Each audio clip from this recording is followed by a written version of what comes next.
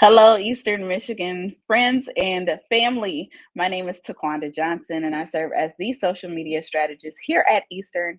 And we are excited to welcome you to our Women's History Live. We started this series last year, and we got to know some phenomenal women who are doing amazing things here on the campus of Eastern Michigan University.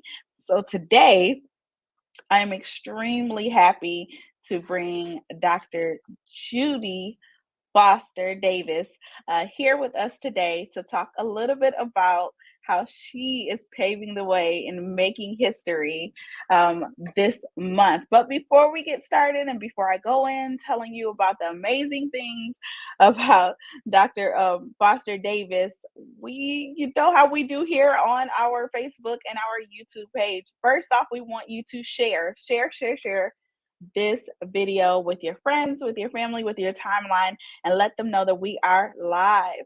Also, the second thing is today we are talking with Dr. Foster Davis, which means that any other questions that you may have, although they are very important and we want to most definitely answer those questions, we're going to ask for you to reframe them or also send us a direct message or email us at social_media@emich.edu and we will address them accordingly. So let's get started with today's Women's History Live 365. So we have the pleasure of bringing on Dr. Judy Foster Davis. She is a professor in marketing and integrated marketing communications, IMC, which I am a proud graduate of here at Eastern Michigan University. Her research concerns IMC strategy, policies, and historical and multicultural marketing topics. She's a graduate of Howard University and Michigan State University, and she is a member of Race in the Marketplace Research Network, where we will get a chance to understand exactly what that organization is a little bit later. And she serves as editorial advisory boards of Advertising and Society Quarterly and the Journal of Historical Research and Marketing.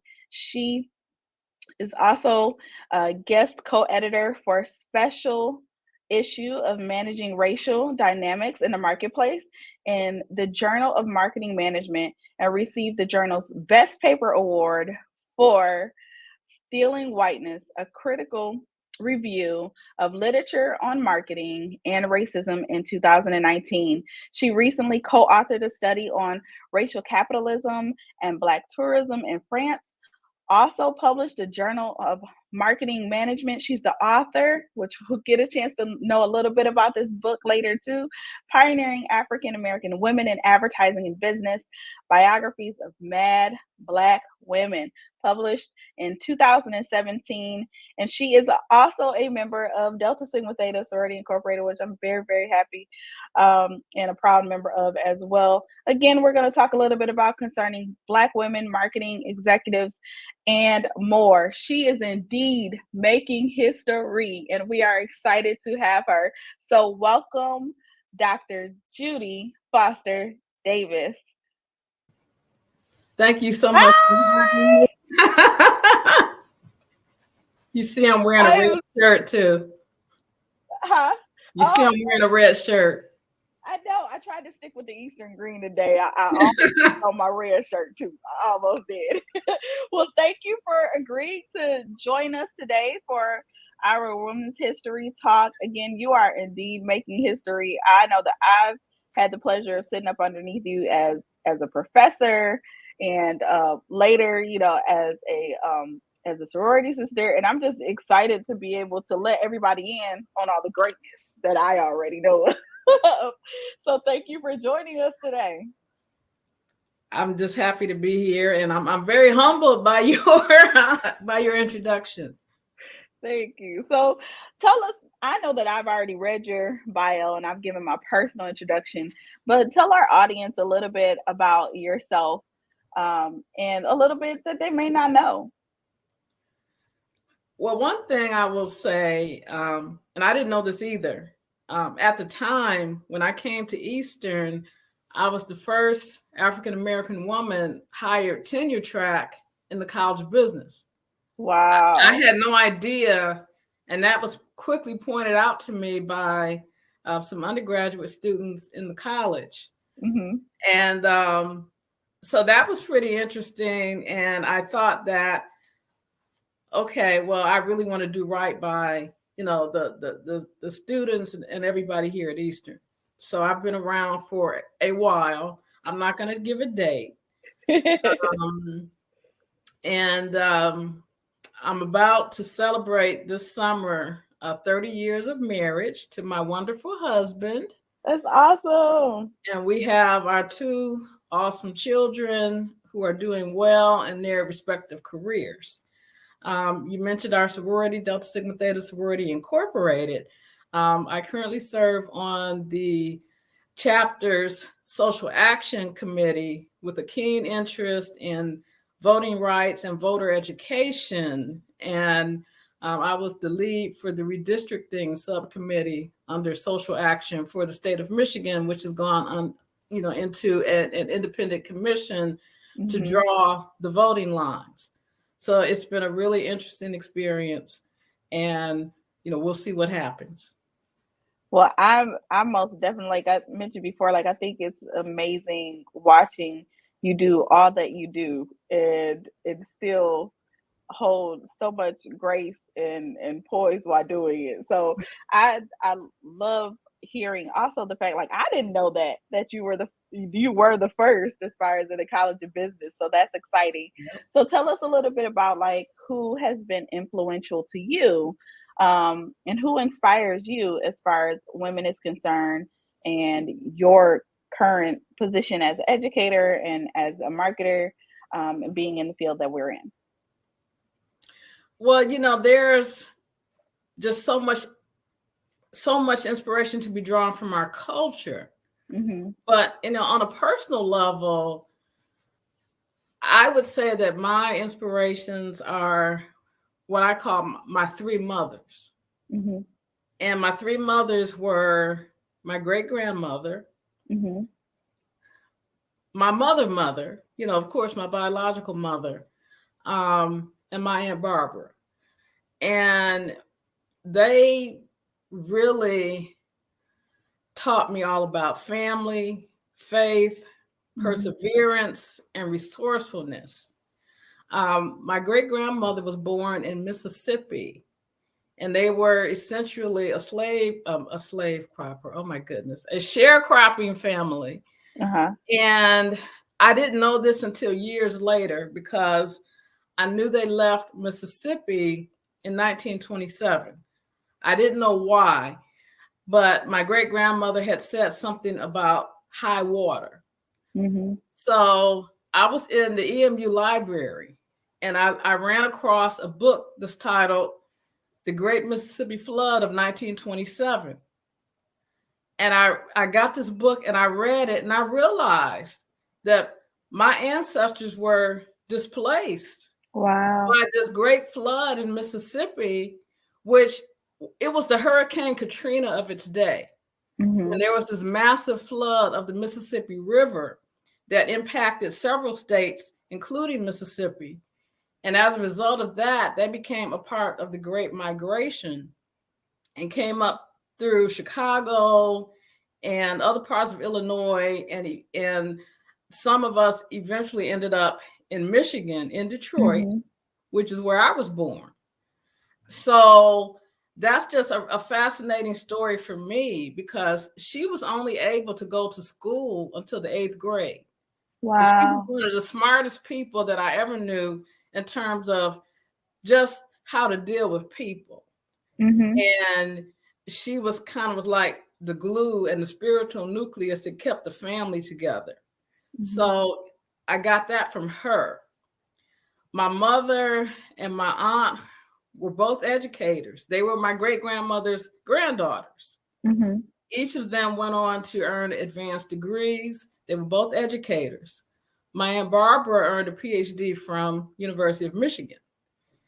She was a professor at Wayne State, and she also was instrumental in developing the Go Lightly Vocational Technical Center in Detroit. Yeah, okay.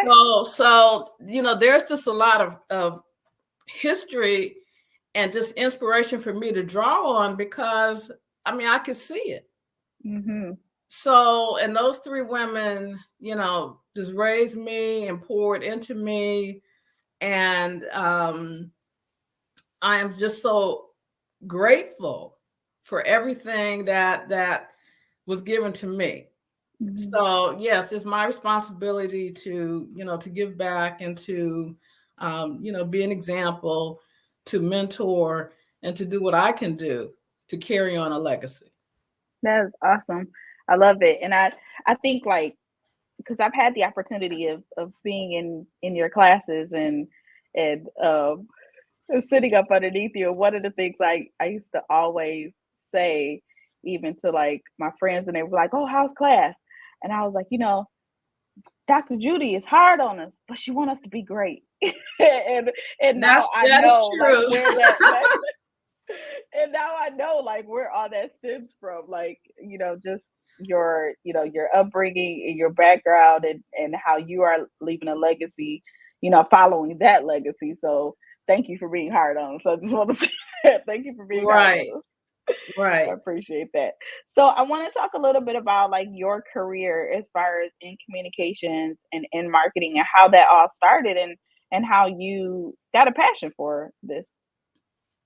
Well, after I graduated from Howard, and you know, after graduation, you know, I came home back to Michigan, and I decided that, well, I needed to find a job. That was, you know, number one. And so, you know, I made a list of companies that I wanted to apply to, and I set them Mm-hmm. up in categories. And one category was like advertising, and B, I think, was like broadcast companies or what have you, because I was a graduate of the School of Communications. Mm-hmm. So I was still working from my A list, which was the advertising list, when, you know, I got hired at an advertising agency. And so the other, you know, the rest of the list, I just didn't pursue it. And Right. so I worked in advertising for a number of years, mostly on the media side. Mhm. Um, I never worked in creative. I never worked in like account work. And what I didn't know at the time was that, you know, the advertising business has a well documented diversity issue. Now, keep in mind that this is in the 1980s. Mhm. There's no social media. There's no internet. None. You can believe it. Right. You know, it sounds like it's back in the dark ages, but that's when I came out of school. And Mhm. so, you know, it became apparent after a number of years that there was only so much you could do in advertising. And I was interested in pursuing an advanced degree, and I got a master's in advertising from Michigan State. Mhm. And then I was wanted to go further, and I was, you know, I was working during this time. So when I think about it, you know, my daughter is a recent grad of Howard, Mhm. and she was asking me, she said, "Well, how did you work and go to school at the same time?" And, you know, school then, everything was in person.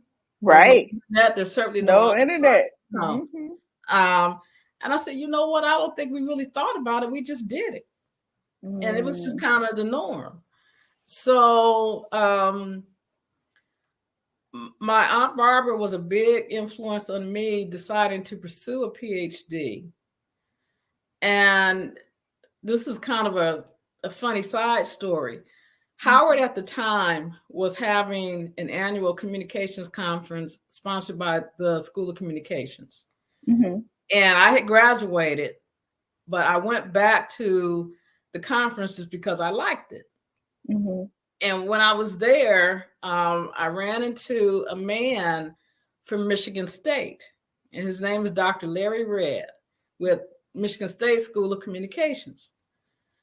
And he was sitting over there like the Maytag repairman. Nobody was talking to him. He was just all alone.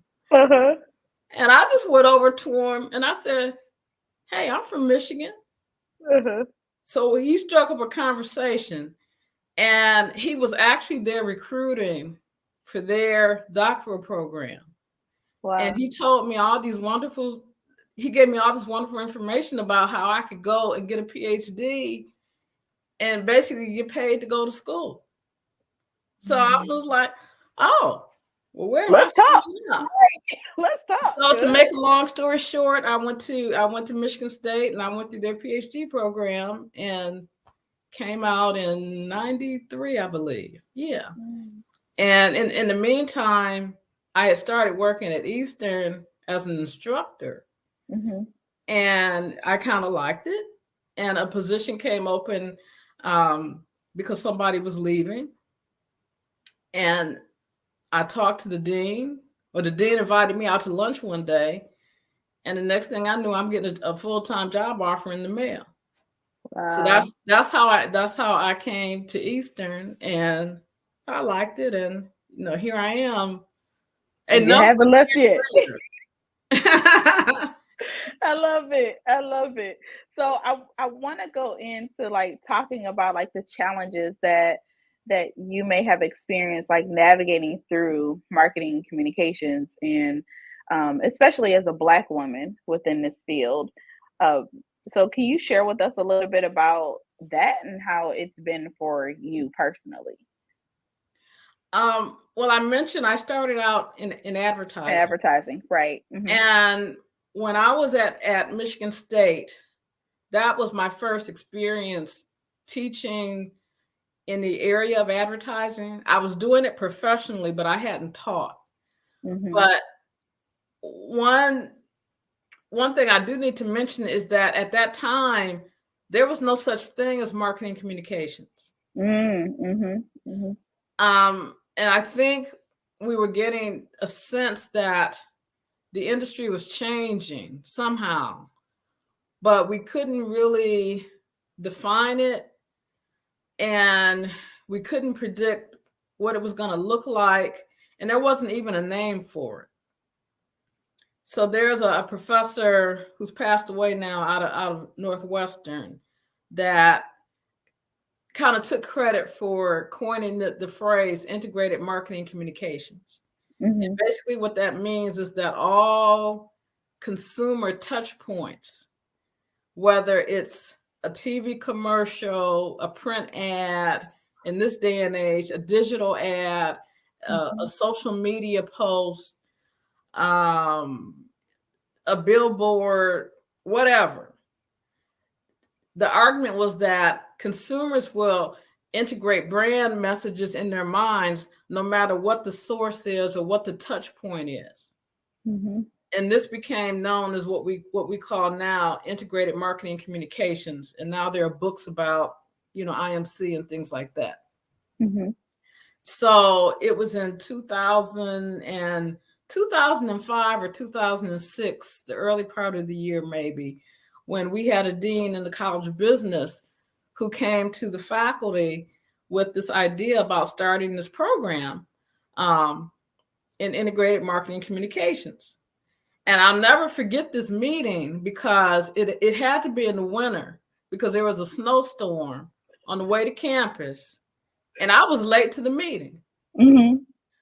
So when I got into the room, you know how you try to come in quietly and sit down in the room. I sat next to a colleague, and he gave me a piece of paper, and it said integrated marketing communications.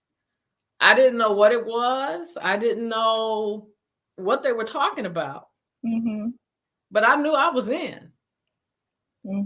So, and my PhD is in communications. I don't have a marketing PhD.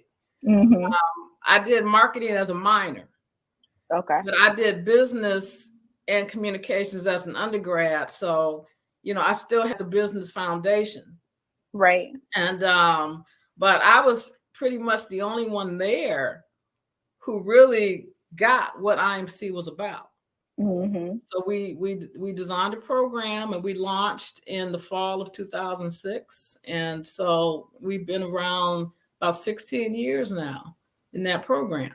And we've made changes and things along the way and introduced courses and, kind of retired some things. And But it was also introduced as an online program. Absolutely. And we were the only ACSB accredited, and still are, the only ACSB accredited, which is a business school accreditation program for IMC in the entire world. There was only one other IMC program at the time that was online. So we were just, pioneering, and, I mean, we just did it. It was like working and going to school at night. We just really didn't just ponder. Didn't think nothing of it. You Let's just just kept it do going. it, and let's try to, see what the best practices are in terms of online. And we were really pioneers with online education. I remember I published an article with Matt Sauber and another colleague who is now deceased, that talked about, designing a quality program and what went into that and what faculty had to do and things like that. So that's been a really popular article because, online took off later. And then when the pandemic came, those of us in higher education found that all of a sudden you had to go online whether you wanted to or you were prepared or not. So I credit IMC and I credit IMC with bringing a critical mass of faculty in our department that had training and expertise in online delivery. I absolutely, I agree. I remember when the program started, I was working within the industry, and I just so happened to, because I was thinking about like, hey, do I really want to go back to school? Do I not? And then I saw the program. I saw IMC, and I was like, oh wow! And it's built for people like me who want to go back, and it was built for the working online. Professional student. And I loved that about it, because I felt like it was built and trained for people who were just like me. You wanted to be a working student, wanted to level up your career wise is concerned. And I said, oh my gosh, this is it. And so thank you for doing that, because there's a whole lot of me's out there. Yeah, we had a lot of battles, and like one battle is that your courses are compressed into 7.5 weeks. So you can focus. It's intense. You focus on that. Whatever the topic is, you focus on that, and you're doing writing assignments. You're doing like 2 writing assignments a week. It's intense. Very much. But that was a part of what we thought would be the correct pedagogy, because in industry, you have to be able to write. You have to be able to write well. You have to be able to write quickly. You have to be able to organize information, and you need to be able to sell your ideas to clients. Yes. So that was part of what was, involved in that. And then I will admit, being the comm major, I'm a writing person. And I know that I would go through, I still do this, the grammar, the spelling, the phrasing, everything. I know I'm hard in that regard, but I do it because I love you all. Yes, you do. Yes, you do. And we appreciate it. I always, I tell folks, like, I can contribute a lot of my, just my upbringing in this career to individuals like you and Lolita, Cummings. Like, I would not be in the space that I'm in without the hard, tough love from the two of you. And I think that helps even more so when we get into the field and we're doing this hands-on, and we remember those moments in order for us to be great, in order for us to produce for clients or for whatever company we're in, or organization that we're at. So thank you for the tough love. Appreciate it. It is coming from a place of love, but believe me, because sometimes I'm like, oh my God, I'm so tired. and some of these papers, I'd have to like put them aside. I don't even grade on paper. Uh-huh. Anymore. I do everything, on my computer with Absolutely. the comment section and this Mm-hmm. and that. And it takes a lot of time. Well, we But thank you for the time that you take. yeah, yeah. We're great. We really do. So I want to get into this book. So let's talk about this book. So it was published in 2017. So tell us a little bit about pioneering African American women in the advertising business, biographies of mad Black women. So talk to us about the title. Tell us about this book. Like I love it. So I'm just gonna Well, let you go at it. I'll start a little bit about the title. And in fact, I do have a copy of it. This is a copy of the paperback version. Nice. And you see it's red, black, and white. Yes, it is. And that and it has nothing to do with USC. But if you remember the Mad Men series that was on, it's speaking to that Mad Men motif, and that happened to be the color scheme that they used. There's a hardcover of the book that the publisher put out that it's just a weird blue. I call it the blue swirl design. I think it's just horrible, and I had to convince the publisher to please let's put this out in paperback with a different color. And so I was kind of limited in terms of what I could do. And this was my first book and doing this with this publisher. So, that was a learning experience there. But that's why that came out. So when I say mad women, that's a play on words with mad men. Got it. And one thing that the book reflects, I think, is my exposure to storytelling as a child. And this was, my great grandmother would gather us around during holiday dinners to just tell the most engaging stories about growing up in the South. So over the years, I developed a talent for writing that was, cultivated in college and just the area that I excelled in. And that's a skill that has sustained me to this day.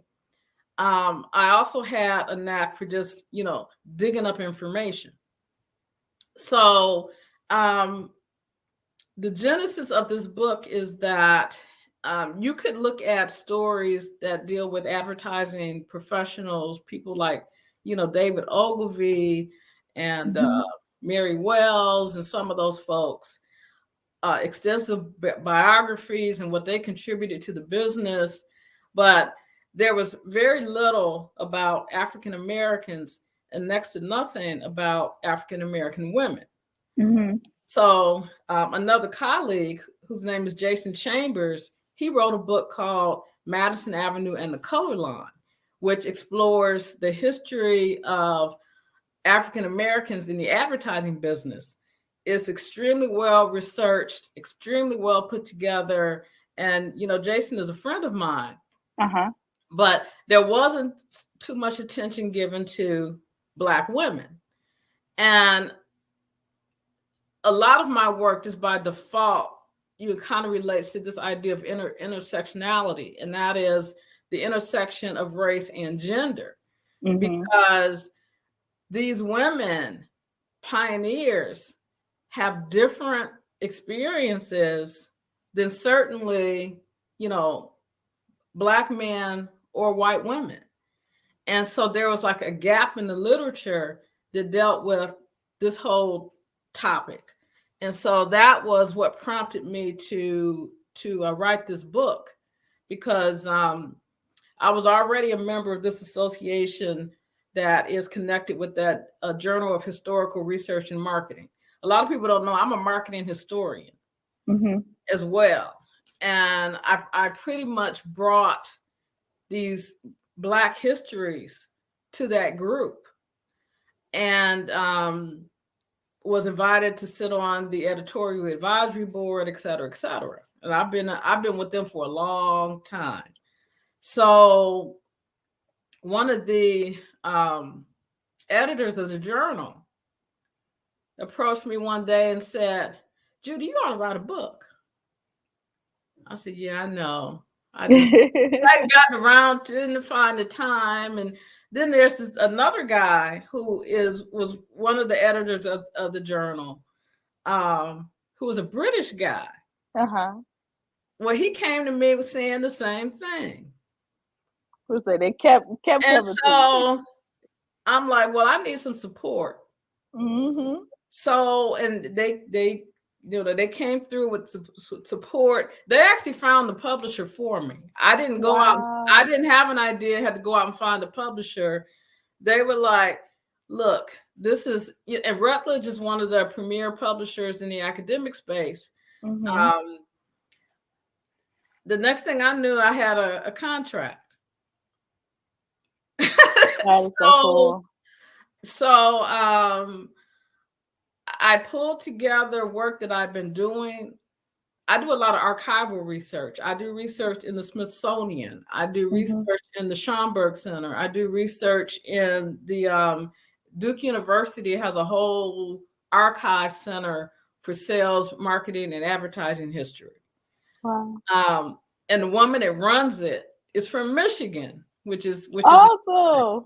Okay. um, so I was able to pull together those archival resources as well as get in touch with people, some of whom had, left the industry, had either Mm-hmm. retired or gone into other areas.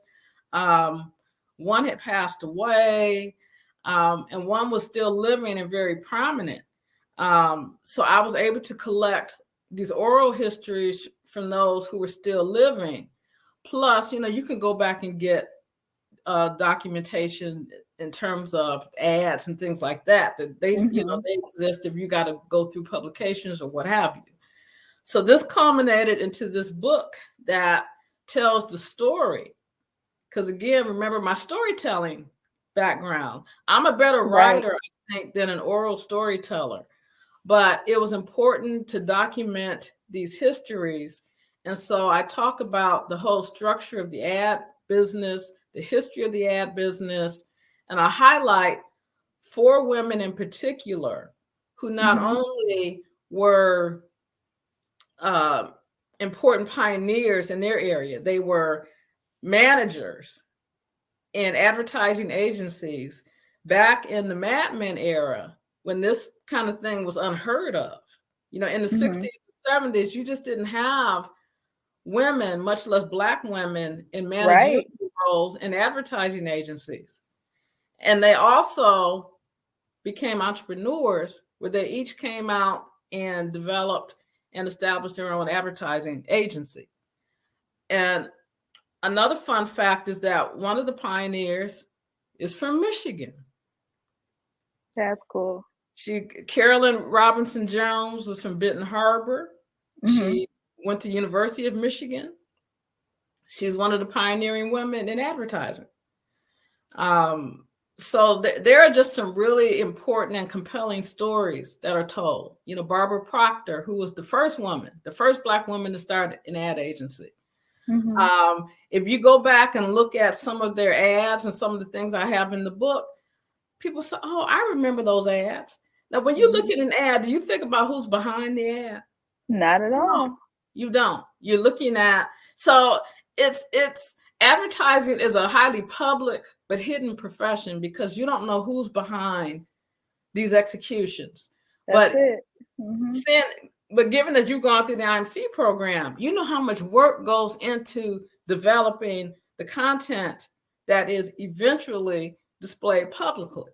Right. Um, Mm-hmm.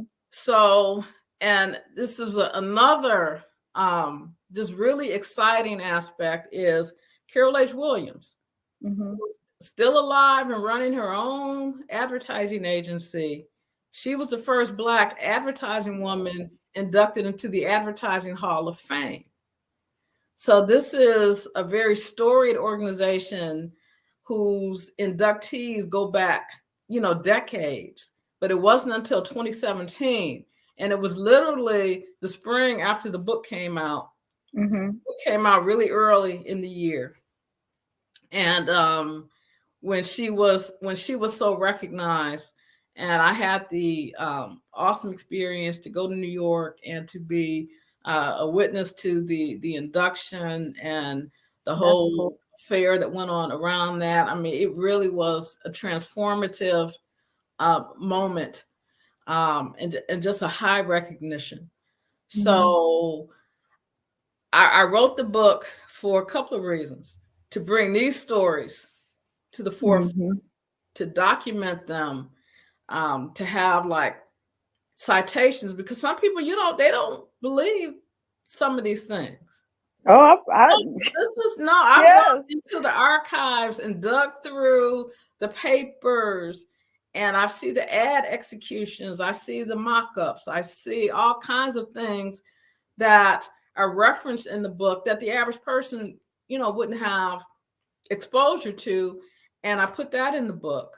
And I also did it because I think it's important to tell young people about the industry. Absolutely. There are those of us who are, doing okay, reasonably well within the industry. But look what came before you, and look what they had to go through. And a lot of it is, some of it is triumphant, some of it is bittersweet, some of it is tragic. And I guess if you wanted to learn more, you'd have to pick up a copy. They got to get the book. They got to get the book, folks. And in So if you're fact, watching, EMU does have the book in the Halley Library, so it is there. so it's no excuse. Everyone watching, There's make no sure there's that you there's no go excuse. and get the book. There's no excuse.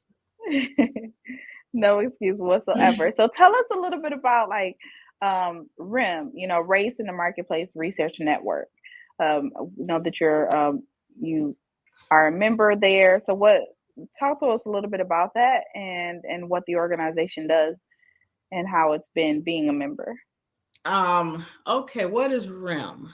RIM stands for Race in the Marketplace. And RIM is a consortium of international scholars of all ethnic backgrounds. So it's not, I think some people might think it's a Black organization, but it's a multicultural organization. And our membership literally is global. We had an inaugural meeting in June of 2017, and our first academic full-blown conference was in June of 2019 in Paris, France. Oh, nice. Because one of the RIM co-founders is teaches at a university in Paris.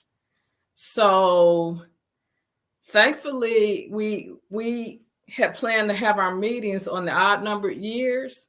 Thankfully, it wasn't an even numbered year, because it would have been in 2020. We would have been shut down. Right.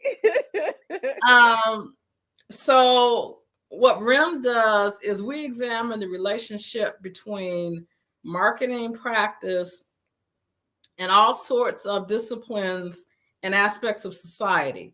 For example, we might look at things like the housing market, education, digital technology, food marketing, gentrification, so forth and so on, because most RIM members are from different areas of academic study. They could be from anthropology. We got a guy from Yale who's in sociology. Oh, wow. We've got just about every aspect of the liberal arts is represented, plus communications, plus marketing. And I'm one of the ones who is, in the business school. But the issue with marketing is that marketing is by its nature interdisciplinary, and it touches on every aspect of society. Absolutely. For example, I make an argument in some of my publications that advertising and marketing are in many ways in society more influential than, say, great works of art. Like Mm-hmm. when I was in Paris, the Louvre is there, and you can go and Yeah. see the Mona Lisa, for example. Mm-hmm. Are more people going to see the Mona Lisa, or are they going to see a commercial for, I don't know, Doritos or something? I'm just making up something. Right. No, but I get it. I get it. Yeah. So the point is that advertising and marketing messages are so pervasive and so ubiquitous and so just a part of the culture in society, that they have an impact. They have an impact on the psyche. They have an impact in terms of what you associate with different kinds of people, and what kinds of lifestyles are presented. And so they have a huge impact on society, Mm-hmm. and what's normal, what's acceptable. I mentioned I'm a marketing historian. Mm-hmm. There's imagery in marketing that presents people of color, that presents women in ways that, today to present those images would be just totally unacceptable. Right. Right. But in their time, that was the norm. Mm-hmm. So, it's important that we engage in, I think, some social responsibility around advertising and marketing messaging, because it has such an influence and impact on society. What we eat, Mm-hmm. Yeah. what we wear, just all kinds of things. And Absolutely. advertising has this impact of normalizing things. So I love that I don't want to you get on said my little that academic social. so I But don't I want to love get on I my, love what you said yeah. about the fact that like the social like that responsibility, like, just because you may not be in, the field, like you have a responsibility even in that area, too. So that's amazing. And then also being able to, Right. I love the fact of how you see more people speaking up, and speaking out, when things are contrary to what. Right. And I'm not trying to, do research that takes away from things that are out there, but I think Mhm. that there are stories and issues that need to be brought to the forefront, which for whatever reasons have been obscured, ignored, forgotten, or what have you, that are important parts of the narrative as well. So I Mhm. think it's important to put that information out there. And generally people are just, oh, they're blown away. And we've Yeah. also found that when you broaden their perspective with respect to marketing executions, you can come out with a better outcome, even in terms of brand image and profits and all that. I'll use Carol Williams as an example. um, you may have heard an advertising slogan for this antiperspirant product that is Mhm. strong enough for a man but made for a woman. Mhm. Carol Williams, a Black woman, came up with that phrase Yeah. to revive Secret Antiperspirant, which at the time was a brand that was so bad, it was doing so poorly in the Wow. marketplace, that when she got that assignment, um, they apologized, giving her that assignment, and begged her not to quit. She was working Ooh. for Neil Burnett, this huge mainstream ad agency.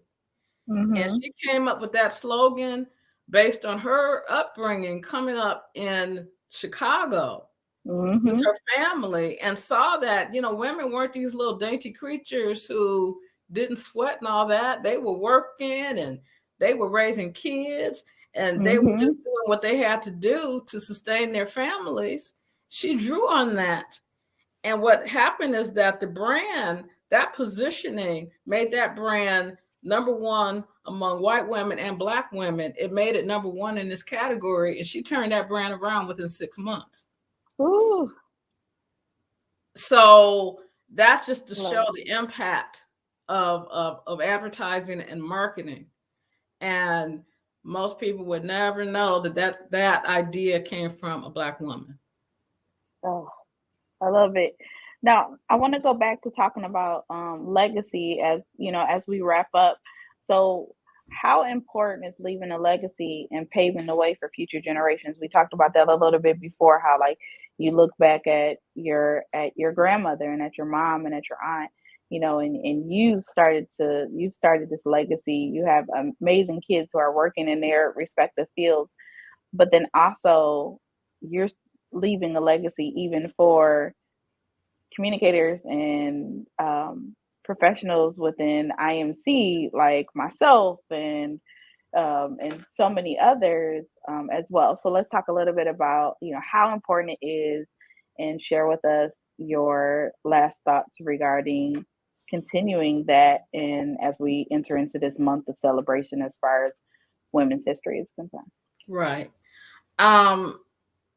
What your question underscores, a main reason why I wrote the book.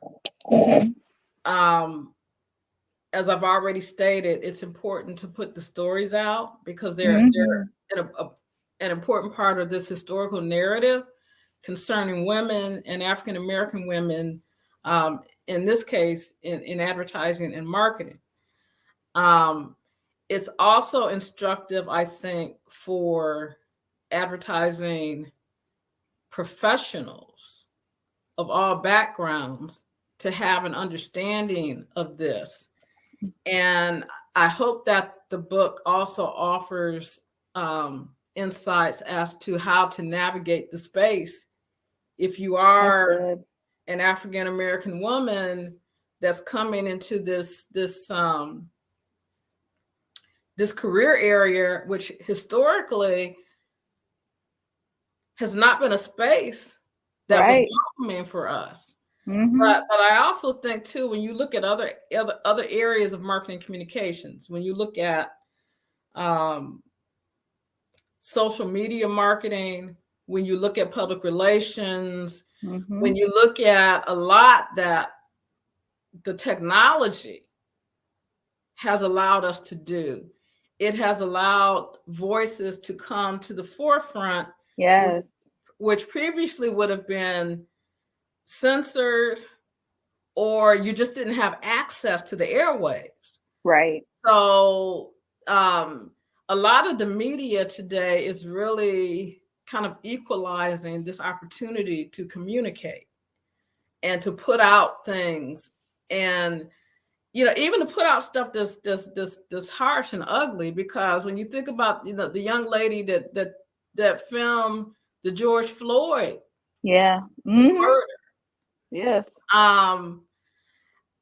when you look at the way we are using the internet and social media to market brands, it's a game changer. And that's where I think Black women are really excelling in that space in terms of putting forth their ideas, their creativity, their entrepreneurial spirit.